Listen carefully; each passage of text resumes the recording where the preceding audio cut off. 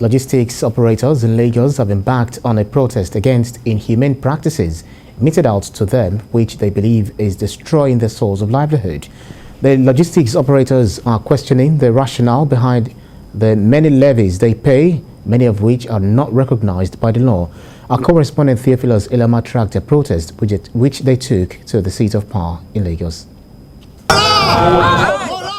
These logistics operators converge here to embark on a peaceful protest against the activities of some government agencies. The demonstration, which started in Ikeja and moved to the Lagos State House of Assembly, is organized to drive home the point that some government policies are causing them pain. In August last year, the Lagos State House of Assembly called for a stop in the illegal activities of hoodlums who extort operators. But it seems this fell on deaf ears and no action was taken to implement the Assembly's directive. We are operating in Lagos, we collect papers for Zamfara. We collect papers for Kebbi. We are operating in Lagos, we collect papers for Zamfara. We collect papers for Kebbi. We collect papers for Ibadan, for Osun, for Benin Kebbi, for Ekiti. Right here in Lagos. They will tell you they cannot explain. How are we supposed to know? The people that claim to actually be our regulators, NIPOS, will tell you they don't know anything about it.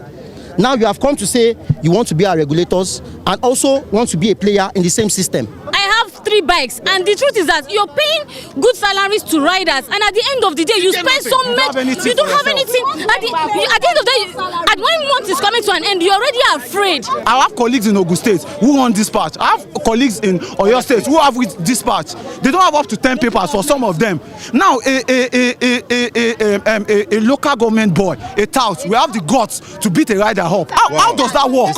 In just less than a week, NIPOS and MOT has introduced a new rider's card, and everything is serving for just one purpose. So I don't know why a rider should have 4 different cards for just one purpose. It's too much. While they waited, a member of the Lagos State House of Assembly representing the Assembly expressed shock at the continued extortion amongst other vices.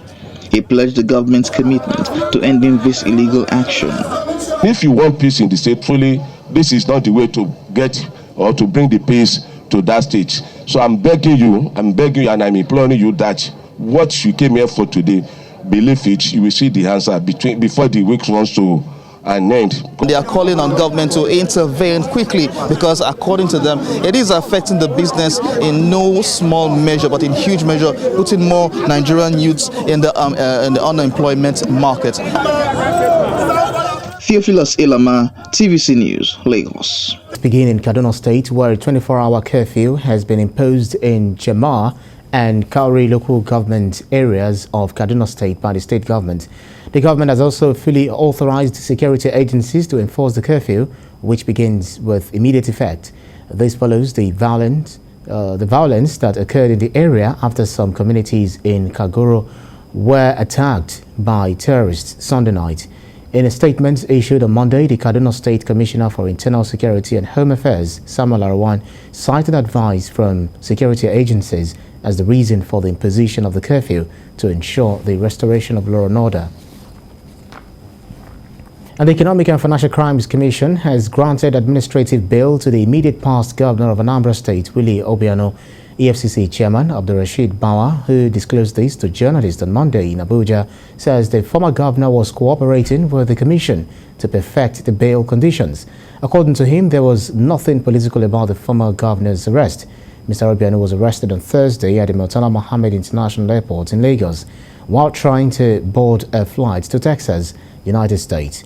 The EFCC had in November last year placed the former governor on a watch list. The former governor was arrested for misappropriating 5 billion naira Shopee and 37 billion naira security vote funds, which was withdrawn in cash. Part of the funds was also allegedly diverted to finance political activities in the state. And now to some political matters. As politicians and political parties begin negotiation and calculations to decide who emerges as party candidate and who gets majority of votes, there are records of more entrants into the 2023 presidential race. This is happening as the various parties seek attention on their preferred candidates. Our next report takes a look at these and more. The contest for the office of the president is getting more intense as Nigerians are in a desperate search to find a worthy candidate that will fill President Muhammadu Buhari's shoe when his tenure expires in 2023. This group, known as the Green Alliance Movement, are here to champion the cause for a better Nigeria. They have now put their spotlight on the current governor of the Central Bank of Nigeria. 2.5 years. Even though Godwin Emefiele is yet to publicly declare his interest to contest in the presidential election. We cannot afford not to get it right in searching for who to succeed President Buhari come 2023. Ladies and gentlemen, the only man who can do better to uphold his legacies is none other than Dr. Godwin Emefiele.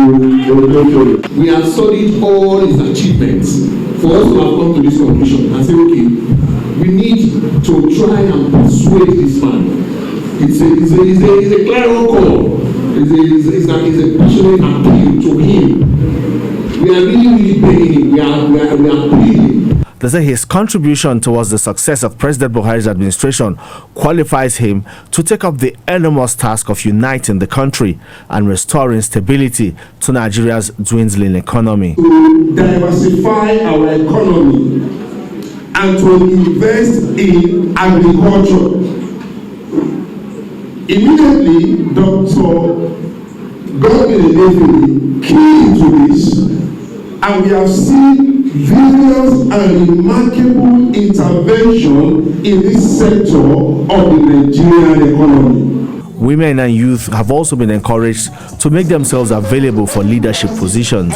We're calling and urging women to come out and be confident to run for public offices.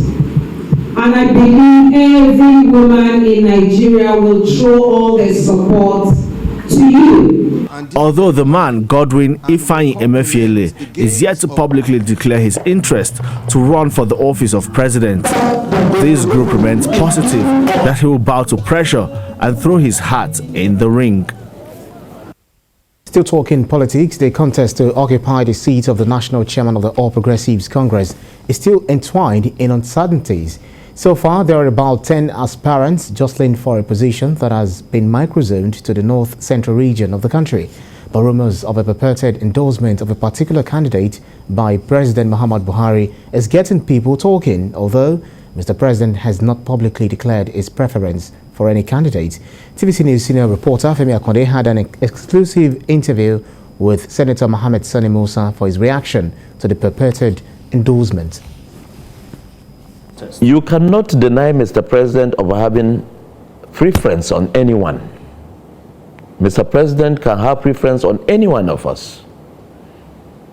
But that does not foreclose the possibility of Mr. President agreeing to certain statutes that will make, because they might be superior to his own aspiration as to liking one person.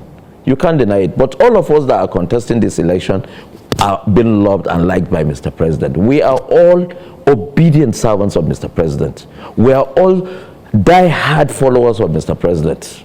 When people are saying somebody has been endorsed, how can we foreclose that? Mr. President is the leader of the party. If the Mr. President invites all of us and sat with us, we are all his children.